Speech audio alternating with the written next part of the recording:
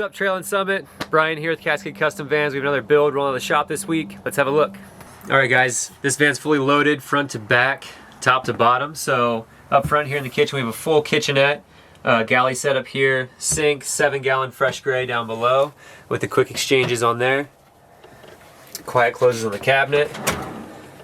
Induction cooktop here as well. Dimmer lighting throughout. Dedicated for the front and for the back over the bed. Dometic fridge. This is a 2.7 cubic foot model. Has a freezer in the top as well. Toe kick lighting down below on a dimmer slide as well. Moving a little further back, we have the cassette toilet. Switch sides here in the longer wheelbase with the leg pull as well for comfortable use. That's the Thetford. It's the electronic version, so you can use the button to flush there, battery powered 4-gallon freshwater reservoir. On this side, on the longer bench, storage throughout inside of here. On the bottom, we also have a hidden compartment that houses our Propex HS2000 heat source heater. These run on propane, super dry, intake and exhaust through the floor. Really efficient, really dry heat. They're great. Hatch door going into the back. Quick grab access in the middle of the night, what have you. Longer gear if it needs to come up through the front. 6-inch memory foam, full-size bed back here in the back, and dual overhead cabinets as well. Spring action to stay open, soft close on both of these. Dimmers in the overhead also, and thermostat here. This is how the Propex is controlled. Fan setting, and then the heat setting down below as well. In this van, we decided to go with a balanced wood tone palette, so we have the darker, warmer tones up and down, and then neutral, lighter tones throughout in the middle. Countertop in this one, we have a red oak live edge slab, harvested locally and sustainably here in Oregon. On the door here, we have the C.R. Lawrence T-vent window. Keeps the air flowing in here when you're cooking, running the heater when it's cold out and hot out, all that good stuff. Northwest wool fabric for the wraps on the top and bottom, as well in the back throughout. Up front here, we have swivel seats on both the driver and the passenger side. We have a lagoon mount here for the table, so they can use this as a desk, dining area, what have you. And then lagoon storage up above here. We went with red oak to match the countertop. We have one for the front and one for the back there as well, so both areas can be used for work, dining, entertaining, all that good stuff. Up top here we have a MaxxAir Max fan. This is the 7500K Deluxe. It has the remote control. Convenience. Pretty noisy opening up there, but you can control all the speeds. Open, close. You can also reverse the fan direction. In the daytime, you can set this to auto so that it has a 78-degree mark on there. Internal thermostat will then open and close and reverse the air and send it in and out so that it controls the temperature inside the vehicle.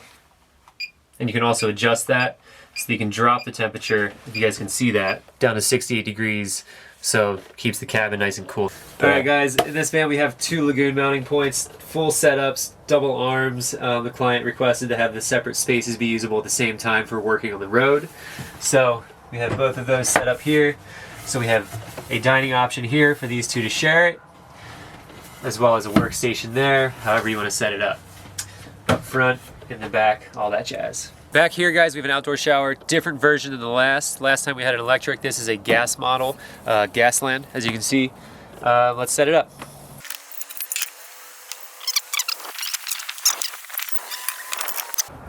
So, 7-gallon reservoir here, pump inside this housing on a switch. Get the water running. You can see it fills the tube, gets it going here. There it is, it's all the way through. Let that run through. Now we open the tank. These have smart sensors in them, so they recognize when the water's flowing, the propane will shut off and reignite every time it senses the water stopping and going. So, smart system, saves fuel, saves water. And you can hear it fire up. Gentle exhaust on this, not too hot. No risk of fire. Cooking the steam off there. And hot water. Hot shower. Gotta love it. So, propane tanks very rarely leak. If they do leak, what they will do is they will burp. whenever you go up in altitude. So they have a bleed off valve in the back. As the air pressure decreases outside going up, the tank pressure will increase and it'll bleed out excess. In the event that would happen, propane is heavier than air, so it's more dense and it will sink down low and it'll go to the floor. So we put bleed ports throughout the van so that when the propane hits the floor and settles, it'll bleed down through these to the outside of the van. Up top, we have 320 watts of solar coming down to the 30 amp charge controller, 3000 watt inverter for your AC power needs. Inside the battery bank, we have two Battleborn 100 amp hour batteries set up in parallel for 200 amp hours of power. All right guys, tips for van life. A couple quick ones for you. Winter is knocking, so obviously heat is your best friend in winter.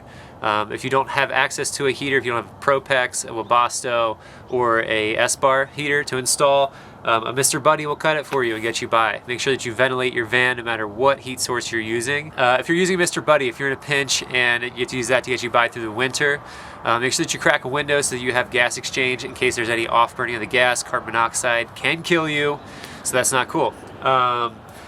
If you're using a Propex heater, like that's in this van, or an S-Bar or a Webasto, which tap into the fuel tanks on these vans, they burn dry, or they produce dry heat rather. So you don't have to worry about moisture buildup inside of your van. The exhaust are going outside of the van, which is where the moisture is going. So you're good to go there.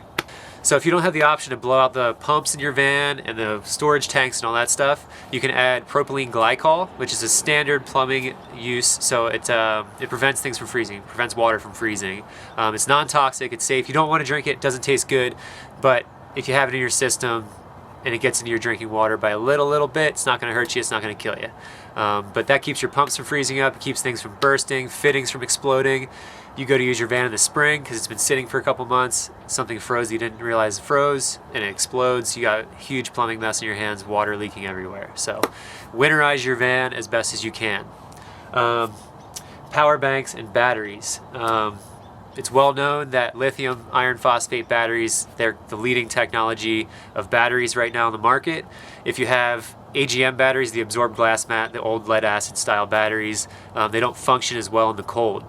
An interesting thing with lithium batteries is that you can discharge them all the way down to -4 degrees Fahrenheit. So you can use all the power in them all the way beyond zero.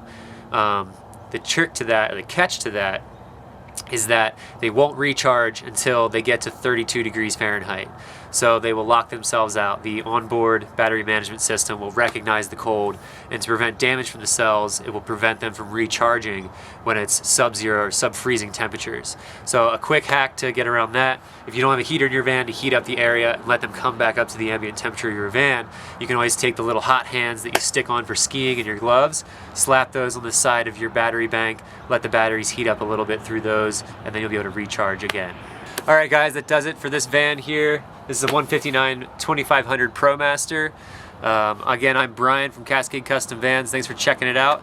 If you like what you saw here in this build and you want to see other vans like this one, check out the videos below. Like, subscribe, you know what to do. Thanks guys.